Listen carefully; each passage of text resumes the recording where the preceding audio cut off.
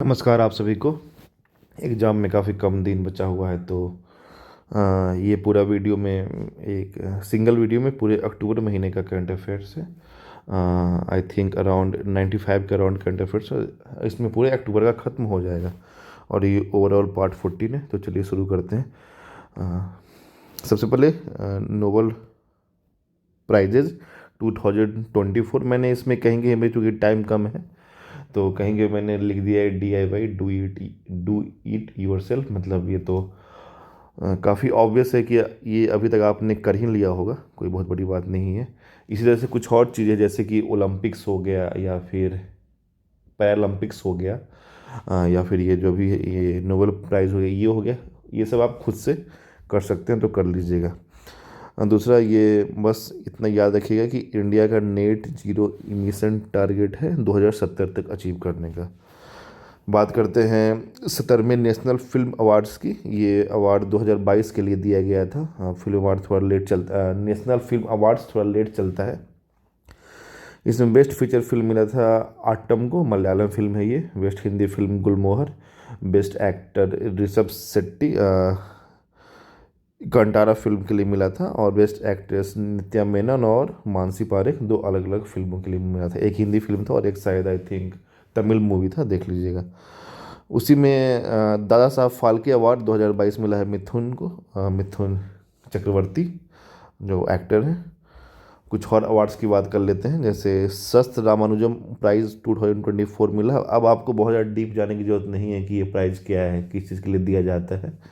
बस Alexander done को दिया गया। ये शायद मैंने पहले वाले वीडियो में भी बताया था, लेकिन ठीक है आप यहाँ भी देख लीजिए।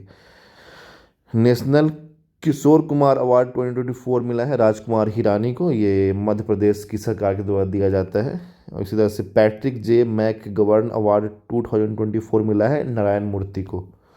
आगे बढ़ते हैं और अवार्ड्स हैं। International astronautical federation world space award 2024 मिला है डॉक्टर एस सोमनाथ को, जो कि अभी इसरो के चेयरमैन है। ये अवार्ड 2023 में आई थिंक एलन मस्क को मिला था। और इसी तरह से honorary office of the order of Fiji मिला है गुरुदेव श्री श्री रविशंकर को। अब कुछ इंडेक्स की बात कर लेते हैं। Global multi dimensional poverty index 2024। इसमें बस आपको इसके मेन कंपोनेंट्स क्या क्या ये थोड़ा आपके दिमाग में होना चाहिए कि अगर एग्जाम में पूछ दे तो उसको आप एलिमिनेट कर पाएंगे, पढ़ लीजिएगा। आगे बात करते हैं ग्लोबल हंगर इंडेक्स 2024 की। इंडिया का रैंक 105वां रहा है टोटल 127 कंट्रीज़ में। और इंडिया का टोटल स्कोर रहा है 27.3 out of 100, I think out of 100। एक बार देख लीजिएगा। और ये हर साल रिलीज़ किया जाता है कंसर्न वर्ल्ड वाइड। और ये कोई जर्मन ऑर्गेनाइजेशन है वेल्थ हंगर हिल्फ करके, देख लीजिए क्या इसको बोला जाता है। Rule of law index 2024 India 79वें स्थान पर रहा है। डेनमार्क इस इंडेक्स में टॉप पे है और ये वर्ल्ड जस्टिस प्रोजेक्ट के द्वारा रिलीज किया जाता है। इधर से एक रिपोर्ट है, ये इंडेक्स नहीं है, economic freedom of the world 2024 annual report. इसमें इंडिया 84th स्थान पर रहा है और इसमें हांगकांग नंबर 1 पे रहा है। इधर से एक कुछ नेशनल अवार्ड की बात कर लेते मतलब राष्ट्रीय स्तर पर कुछ अवार्ड्स की बात कर लेते हैं। 5th नेशनल वाटर अवार्ड्स भी अनाउंस किया गया। इसमें बस आपको ये याद रखना है कि उड़ीसा राज्य को पहला स्थान मिला। और अगर अर्बन लोकल बॉडीज़ की बात करें तो उसमें सूरत नंबर 1 पे रहा। और ये एक अवार्ड है जो कि फुटबॉल से संबंधित है। 68वां बैलन डोर अवार्ड मिला है मैनचेस्टर सिटी के रोड्री को। और यंगेस्ट प्लेयर का अवार्ड जिसको कोपा अवार्ड भी बोलते हैं वो मिला है लामीन यमाल को। आगे कुछ स्कीम्स देख लेते हैं। पीएम इंटर्नशिप स्कीम अभी लास्ट मंथ अक्टूबर 2 को शायद लॉन्च किया गया था, तो आप एक बार डेट देख लीजिएगा। और 2 अक्टूबर शायद नहीं था, लेकिन हाँ इसका डेट आप लोग देख लीजिएगा क्या था डेट, ठीक ना। और इसके तहत भारत सरकार ये ने एक लक्ष्य रखा है कि अगले 5 साल तक इंडिया में 1 करोड़ यंग इंडिविजुअल्स को इंटर्नशिप अपॉर्चुनिटी दी जाएगी। और इसके तहत मंथली स्टाइपेंड 5,000 रुपये तक का मिलेगा। इधर से भी उड़ान स्कीम भी न्यूज में था। इस स्कीम को अगले 10 साल के लिए फिर से बढ़ाया गया है। और ये कब लॉन्च किया गया था एक बार देख लीजिए, 21 अक्टूबर 2016 को। कुछ स्कीम्स और भी हैं जो इसी में आपको बाद में दिख जाएंगे, उसकी चर्चा हम लोग बाद में कर लेंगे। अब कुछ समिट्स की बात कर रहे थे, जैसे कि ब्रिक्स समिट 2024, ये रसिया में हुआ था अभी आयोजित। और इसकी मुख्य बात ये रही कि इसमें कुछ नई कंट्रीज ने ब्रिक्स को ज्वाइन किया है। इसमें इजिप्ट, इथोपिया, ईरान और यूएई है। ऑलरेडी ब्राज़ील, रसिया, इंडिया, चाइना और साउथ अफ्रीका तो है ही। और इसी में एक ब्रिक्स पे नाम का पेमेंट सिस्टम बनाने की भी बात की गई है। अगला, जैसे हाँ, ministry of information and broadcasting ने हाल ही में अनाउंस किया है कि जो इस साल international film festival of India होने वाला है, जो कि हर साल गोवा में होता है, इस साल उसका 55वां एडिशन है। उसमें ऑस्ट्रेलिया कंट्री ऑफ फोकस रहेगा। और उसी वजह से अभी अगले साल प्रवासी भारतीय दिवस 2025, जो कि हर साल जनवरी में होता है, और ये अगले साल 2025 वाला भुवनेश्वर उड़ीसा में होने वाला है। और ये आपको पता होना चाहिए कि ये इसलिए मनाया जाता है क्योंकि उसी समय 1915 में महात्मा गांधी साउथ अफ्रीका से लौटे थे। उसी तरह से अभी सीबीडी का कन्वेंशन ऑन बायोडाइवर्सिटी का 16वां कॉन्फ्रेंस ऑफ पार्टी चल रहा है। ये कहाँ हो रहा है? कोलंबिया में। ये एक्चुअली आप ध्यान रखिएगा, ये जो एक कोलंबिया के स्पेलिंग में यू आता है, वो एक यूनाइटेड स्टेट्स का सिटी है, लेकिन ये एक साउथ अमेरिकन कंट्री है। और कन्वेंशन ऑन बायोडाइवर्सिटी को 1992 के रियो अर्थ समिट में अडॉप्ट किया गया था। इंडिया ने officially biodiversity beyond national jurisdiction agreement को साइन कर लिया है। ये भी मैं शायद रिपीट कर रहा हूँ, एक्चुअली काफ़ी दिन से वीडियो नहीं बना है, तो शायद मैं उस समय जब ये समय करंट अफेयर्स रेडी कर रहा था तो कुछ कुछ भूल गया था। लेकिन हाँ, ये पहले की वीडियो में कवर हो रखा, आप लोग पढ़ लीजिएगा। अभी हाल ही में ministry of science and technology ने भारत जेन नाम का एक जनरेटिव एआई इनिशिएटिव लॉन्च किया है, जिसका मेन एम रहेगा कि कैसे पब्लिक सर्विस को अच्छा किया जाए, पब्लिक सर्विस डिलीवरी को अच्छा किया जाए। अभी जमैका के प्राइम मिनिस्टर एंड्रयू होइनेस इंडिया की यात्रा पे आए थे, तो ये इम्पोर्टेंट है। उसी तरह से पहली बार मेक्सिको में कोई महिला राष्ट्रपति चुनी गई, उसका नाम है हाँ, एक मिनट, हाँ, ये देख लीजिएगा, पता नहीं क्या है ये लिखा हो, मैंने इसका प्रोनाउंसिएशन नहीं देखा था, ठीक ना। शेन बॉम करके है, क्लॉडिया शेन बॉम, ठीक ना। और ये न्यूज़ में था, इटली और स्विट्ज़रलैंड ने हाल ही में अपनी बाउंड्री रीड्रॉ की है, क्योंकि ग्लोबल वार्मिंग के चलते ग्लेशियर तेज़ी से पिघल रहे हैं, इस वजह से उनको अपनी बाउंड्री रीड्रॉ करनी पड़ी है। निकारागुआ ने ऑफिशियली इजराइल से अपने सारे रिश्ते ख़त्म कर लिए हैं, और इजराइल की डिफेंस फोर्स ने हमास के हेड याहिया सिनवार को मार दिया है। ये सब एक्चुअली जो देख रहे हैं यहाँ पे सारे सारे इंटरनेशनल न्यूज़ है। मैंने ये अपनी पूरी कोशिश की है कि एक तरह की न्यूज़ एक ही जगह हो, कि आपको पढ़ने में आसानी हो। और हाँ, यूनाइटेड किंगडम ने हाल ही में ये जो उनके जो चागोस आइलैंड पे जो उनका अधिकार था, वो कम्प्लीटली मॉरिशस को सौंप दिया है। और वर्ल्ड हेल्थ ऑर्गेनाइजेशन ने इजिप्ट को मलेरिया फ्री डिक्लेयर कर दिया है। और यूनाइटेड स्टेट्स ने घोषणा की है कि ये अपने थार्ड सिस्टम को इसराइल में भेजेगा युद्ध के लिए। जो वहाँ अभी इसराइल और फलस्तीन के बीच में युद्ध चल रहा है, उसमें और भी बहुत सारी कंट्रीज शामिल हो गई है शायद। फिर से एक और न्यूज़ इंडिया और मालदीव्स को लेके है।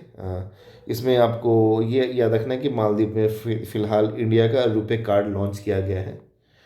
और इसके साथ ही मालदीव के राष्ट्रपति मोहम्मद, स्पेलिंग थोड़ा जल्दी में मैंने कुछ कुछ कहीं पे गलत लिख दिया है, मालदीव के राष्ट्रपति मोहम्मद मुइज़ु ने इंडिया का जो यूनिफाइड पेमेंट इंटरफेस है, जिसको हम लोग यूपीआई बोलते हैं, वो भी उस देश में लॉन्च किया गया है। तो रुपे कार्ड और यूपीआई दोनों मालदीव्स में लॉन्च किया गया है।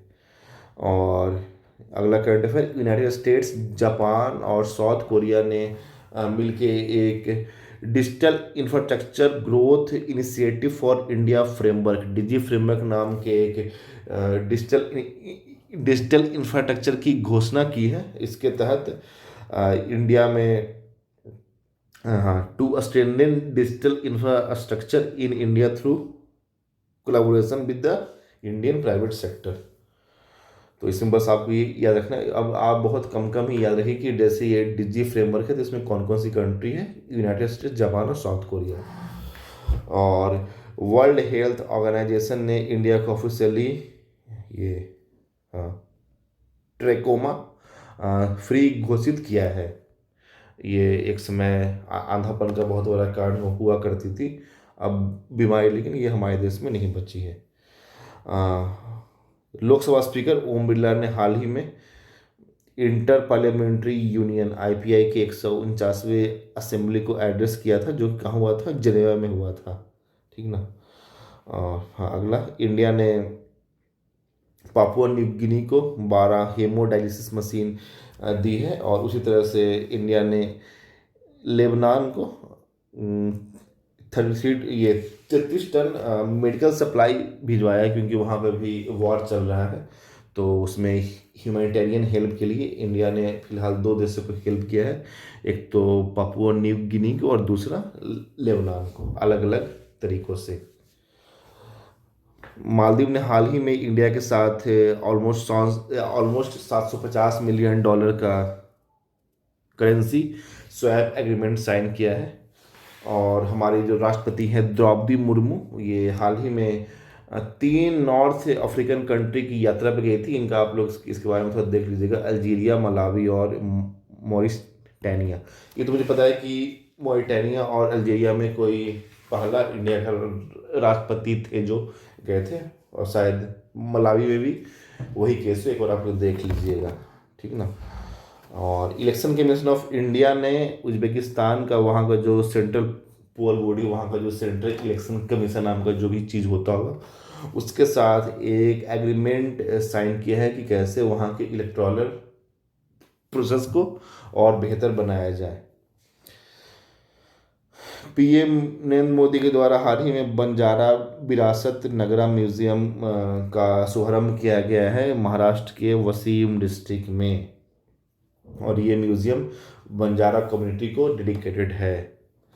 हाँ, हाल ही में यूनियन कैबिनेट ने नेशनल मैरीटाइम हेरिटेज कॉम्प्लेक्स बनाने की अनुमति प्रदान कर दी है लोथल, गुजरात में। पीएम नरेंद्र मोदी, ये इसको इग्नोर कीजिए, हाँ, पीएम नरेंद्र मोदी ने इंडियन इंस्टीट्यूट ऑफ स्किल्स का उद्घाटन किया मुंबई में। इंडिया ने हाल ही में study in India campaign launch किया है, और ये कहाँ लॉन्च किया गया था, शारजाह में। इसके तहत बाहर के बच्चों को इंडिया में, मतलब हाँ, जो भी बच्चे इंडिया में आके पढ़ना चाहते हैं, उनको इंडिया में पढ़ने के लिए एक तरह से उनको एक तरह से मतलब इंडिया में जो भी बच्चे आके पढ़ना चाहते हैं, उनको यहाँ पे पढ़ने के लिए इनकरेज किया जाएगा। हाँ, इनकरेज किया जाएगा, ठीक है।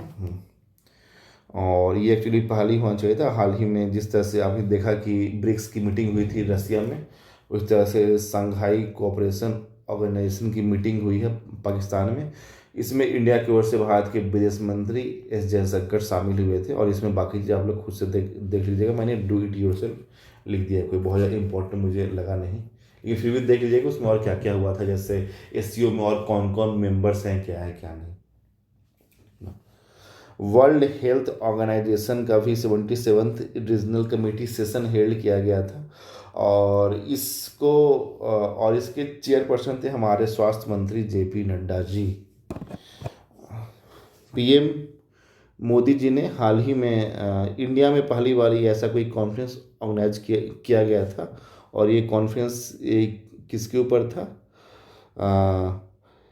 The first ever telecom standards conference organized by the international telecom union in India. ये उतना इम्पोर्टेंट है भी नहीं, ये दिल्ली में किया गया था कि आईटीओ की ये क्या बोलते हैं, हाँ, आईटीयू की ओर से इंडिया में पहली बार कोई टेलीकॉम से संबंधित कॉन्फ्रेंस का आयोजन किया गया था।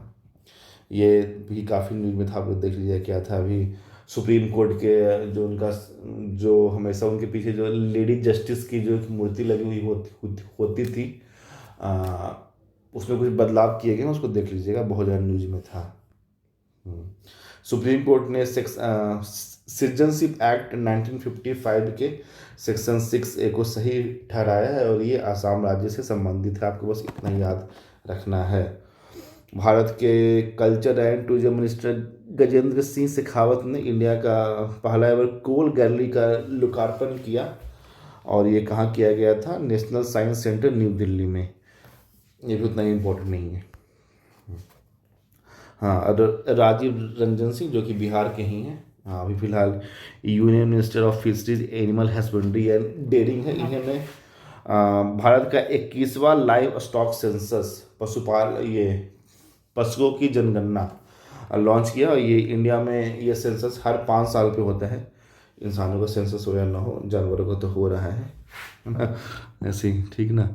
और ये 1919 से लगा अभी तक 20 बार हो चुका है और ये 2019 के बाद पहली बार हो रहा है। तो आपको इसमें ये याद रखना है कि ये अभी जो इंडिया में लाइव स्टॉक सेंसस चल रही है, ये 21वां चल रहा है, ठीक ना। काजीरंगा नेशनल पार्क इंडिया में नामदफा नेशनल पार्क के बाद ऐसा second national India second largest butterfly diversity वाला नेशनल पार्क बन गया है। ये देख लीजिए, हरियाणा और जम्मू कश्मीर में नए सीएम बने हैं और हरियाणा पहला राज्य बन गया है जिसने एससी कैटेगरी में भी सब क्लासिफिकेशन किया है। जैसे कि हमारे बिहार में ओबीसी में क्लासिफिकेशन है BC1 और BC2। BC1 में अति पिछड़ा वर्ग आते हैं और BC2 में पिछड़ा वर्ग आते हैं। तो उसी तरह से हरियाणा पहला राज्य बन गया है जिसने एससी कैटेगरी के अंदर भी इसी तरह का कुछ क्लासिफिकेशन किया है, ठीक ना। दुर्गेश अरण्य जूलॉजिकल पार्क जो कि हिमाचल प्रदेश में स्थित है, ये इंडिया का पहला जू बन गया है जिसको इंडियन ग्रीन बिल्डिंग काउंसिल से सर्टिफिकेशन मिला है। महाराष्ट्र गवर्नमेंट ने हाल ही में वहाँ का जो Maharashtra state skills development university था उसका नाम बदल के पद्म विभूषण रतन टाटा स्किल्स यूनिवर्सिटी कर दिया है। और ये आई डोंट थिंक ये सही है गलत, आप लोग देख लीजिएगा, ठीक ना। पता नहीं मुझे कहाँ से मिल गया था, लेकिन मैंने इसका ऑथेंटिसिटी चेक नहीं किया है। इंडिया का पहला राइटर्स विलेज कहाँ? उत्तराखंड के देहरादून में इसका लोकार्पण किया गया भारत के पूर्व राष्ट्रपति रामनाथ कोविंद के द्वारा। और दिल्ली गवर्नमेंट ने एक स्पेशल कोर्ट बनाने के प्लान को मंजूरी दे दी है किन लोगों के लिए? वैसे लोग जो डिजेबिलिटी के शिकार है, जिसको हम लोग दिव्यांग बोलते हैं, ठीक ना।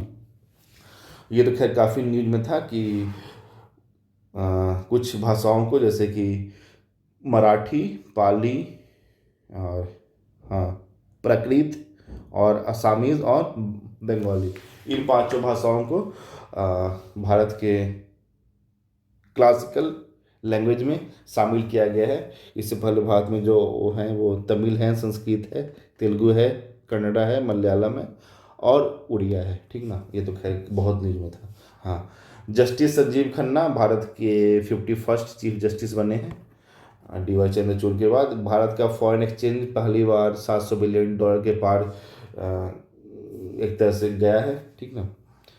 और ये तो देख लीजिए उतना इम्पोर्टेंट नहीं है। अब देखिए यहाँ पे कुछ एक्सरसाइजेज हैं, आप लोग पढ़ लीजिएगा, मैं बस नाम लिख देता हूँ। जैसे कि ये कजिंद है, मालाबार है, ये तो एक तरह से डेफ कनेक्ट 4.0 ये इस साल दिल्ली में आयोजित किया गया है और इसका उद्घाटन किया था भारत के डिफेंस मिनिस्टर राजनाथ सिंह ने। आप इसको ऐसा मान सकते हैं कि ये एक तरह से डिफेंस एग्जीबिशन टाइप कुछ होगा, ठीक ना। और कुछ एक्सरसाइज हैं, सागर कवच है, नसीम अल बहर है, सिम्बेक्स है और ये 2 बुक्स हैं जो इस महीने न्यूज में रहे। थैंक यू गांधी बुक, इसके लेखक हैं कृष्ण कुमार, और Mother Mary comes to you book के लेखक हैं अरुंधति रॉय।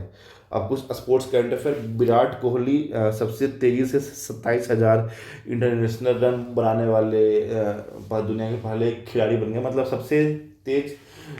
ये इन्होंने सबसे जल्दी 27,000 रन्स का माइल स्टोन अचीव किया है, और इन्होंने सचिन का रिकॉर्ड तोड़ा है, ठीक ना। ईरानी कप का विनर मुंबई रहा।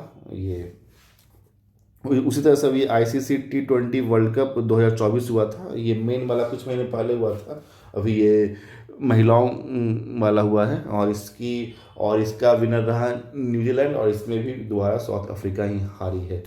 जैसे जो जून हुआ था इसमें इंडिया ने हराया था साउथ अफ्रीका को, इसमें ये फिर से हारी गई। Former Indian cricket player Neetu David और साउथ अफ्रीकन AB डिविलियर्स और इंग्लैंड के एलिस्टर कुक, इन दोनों को ICC हॉल ऑफ फेम 2024 में शामिल किया गया है। उसी तरह से अगर टेनिस हॉल ऑफ फेम की बात करें 2025 के लिए, इसमें मारिया शारापोवा और बॉब ब्रायन और माइक ब्रायन को शामिल किया गया है। अब कुछ फुटबॉल का 1-2 ही है। अब सैफ मेंस अंडर-17 चैंपियनशिप को इंडिया ने जीत लिया है, और इसके फाइनल में इंडिया ने बांग्लादेश को हराया। और क्या नाम है, नगांगोम बाला देवी इंडिया की पहली ऐसी महिला फुटबॉलर बन गई हैं जिन्होंने 50 इंटरनेशनल गोल्स स्कोर किए हों। और इंडिया ये प्लान कर रहा है कि अगले साल वर्ल्ड का first ever kho kho world cup वो हम लोग अपने देश में आयोजित करने का सोच रहे हैं, ठीक ना। अभी ये कंफर्म नहीं है, लेकिन ऐसा इंडिया कर सकती है। अब बात करें, अभी हाल ही में ISSF जूनियर वर्ल्ड चैंपियनशिप हुआ है। ये शूटिंग का होता है, और इस साल 2024 का ये चैंपियनशिप हुआ। इसमें इंडिया नंबर 1 पे रही है, ठीक ना। और इंडिया ने 13 गोल्ड मेडल, 3 सिल्वर मेडल और 8 ब्रोंज मेडल्स जीते हैं इसमें। गुड़िया, ये तो बहुत इंपॉर्टेंट, क्योंकि ये हमारे बिहार से संबंधित है। आपको पता है कि बिहार में भी विमेंस एशिया चैंपियनशिप हॉकी हो रहा है। इसमें आपको यहाँ पे हॉकी लिखना भूल गया, हॉकी हो रहा है, और ये भी हमारे राजगीर में हो रहा है। जैसे शायद कल इसका फाइनल है, हाँ, इंडिया और चाइना के बीच में। तो इसका जो मैस्कॉट है उसका नाम है गुड़िया, ठीक ना। तो बहुत इंपॉर्टेंट है ये। इस तरह से 38वां समर नेशनल गेम्स उत्तराखंड में होगा, और ये अगर एक्चुअली इसी साल होना था, लेकिन इंडिया में तो सब कुछ टलते ही जाता है। और विडम्बना है कि ये समर गेम्स जनवरी के महीने में शायद अगले साल होने वाला है। कन्फ्यूज मत कीजिएगा, 37 हुआ था गोवा में, ये 38वां होगा उत्तराखंड में, जो कि समर गेम्स है, लेकिन जनवरी महीने में होने वाला है नेक्स्ट ईयर, ठीक ना। दीपिका कुमारी, जो कि इंडियन आर्चर हैं, इन्होंने आर्चरी वर्ल्ड कप फाइनल 2024 में सिल्वर मेडल जीता है। उस तरह से एक इंडिया के रेसलर हैं चिराग चिकारा, ये 3rd इंडियन रेसलर बन गए हैं अंडर-23 वर्ल्ड चैंपियनशिप जीतने वाले। अब कुछ साइंस एंड टेक से संबंधित न्यूज है। जैसे इंडियन नेशनल स्पेस कमीशन ने लूनर पोलर एक्सप्लोरेशन मिशन को मंजूरी दे दी है, जिसको शॉर्ट में बोलेंगे लूपेक्स। और ये इंडिया का 5वां लूनर मिशन होगा, और इसमें इंडिया के इसरो को सहयोग करेगा जापान का जाक्सा, ठीक ना। एक इनिशिएटिव है शक्ति सैट मिशन करके। इसके तहत दुनिया भर के 108 देशों के 12,000 छात्राओं को, 12,000 लड़कियों को स्पेस टेक्नोलॉजी के बारे में बताया जाएगा, ठीक ना, या फिर उस क्षेत्र में उनको एम्पावर किया जाएगा।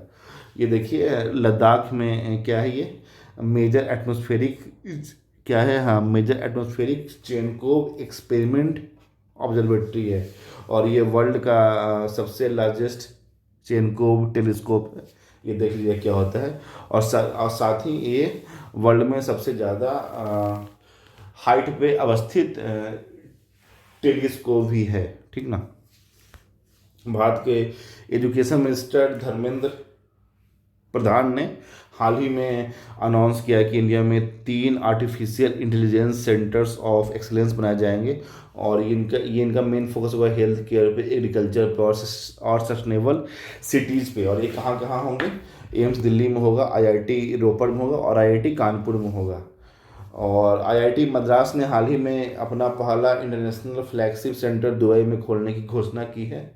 क्रूज भारत मिशन ये अक्टूबर 2024 को लॉन्च किया गया है और इसका मेन एम है to enhance India's potential as a global hub for cruise tourism, ठीक ना।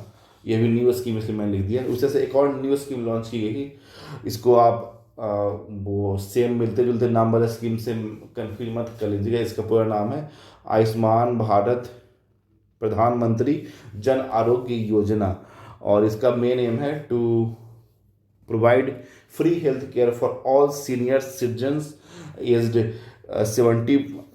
सीनियर की जगह थोड़ा जल्दी जल्दी टाइप करने में काफ़ी ज़्यादा मिस्टेक हो गया, लेकिन वो मैटर नहीं करता है। हाँ, for all senior citizens aged 70+, और इनको सरकार 5 लाख रुपए तक का बेनिफिट देगी, कुछ बीमा टाइप कुछ दे सकती है। हाँ, और देखिए कुछ टाइफून बोलिए, साइक्लोन बोलिए और हरिकेन बोलिए जो न्यूज़ में थे, कांग्रेस ताइवान में और मिल्टन फ्लोरिडा में USA। और कुछ लोग जो कुछ हस्ती जो इम्पोर्टेंट हस्ती जिनकी मृत्यु हुई लास्ट महीने, उनके बारे में जानना आपको इम्पोर्टेंट है। जैसे रतन टाटा, वेरी फेमस, आप सबको पता है इनके बारे में। जस्टिस केएस पुट्टास्वामी जो आई थिंक हाँ जो सॉरी आर्टिकल 21 केस से जो ये संबंधित है, और विवेक देबरॉय जो कि PM के इकोनॉमिक एडवाइजर काउंसिल के जो चेयरमैन थे, ठीक ना। तो इन तीनों के बारे में देख लीजिएगा। तो ठीक है, ऑलमोस्ट 25 मिनट में 26 मिनट में पूरा 95 करंट अफेयर्स हो गया है। इसको बस आप लोग देख लीजिए और काफ़ी आपको फ़ायदा होगा। और 1-2 दिन में जून का और फिर मई का, और हुआ तो अप्रैल का भी अपलोड कर देंगे। तो इस वीक 2 महीने का रखते हैं टारगेट, जून और मई, ठीक ना। तो 6 महीने तो हो जाएगा। मैं तो 6 महीने से ज़्यादा करने के लिए बोलता भी नहीं हूँ। और हाँ, उसके बाद बिहार का तो मैंने 1 सितंबर महीने का डाल दिया, और वो बाकी जो भी अक्टूबर का, अगस्त का, जुलाई, जून और मई और अप्रैल और मार्च जो भी है, सब एक सिंगल वीडियो में आ जाएगा। आपके एग्ज़ाम से 2 हफ्ते पहले आपको मिल जाएगा, ठीक ना। तो हो जाएगा, ठीक है। मिलते हैं अगले वीडियो में। थैंक्स।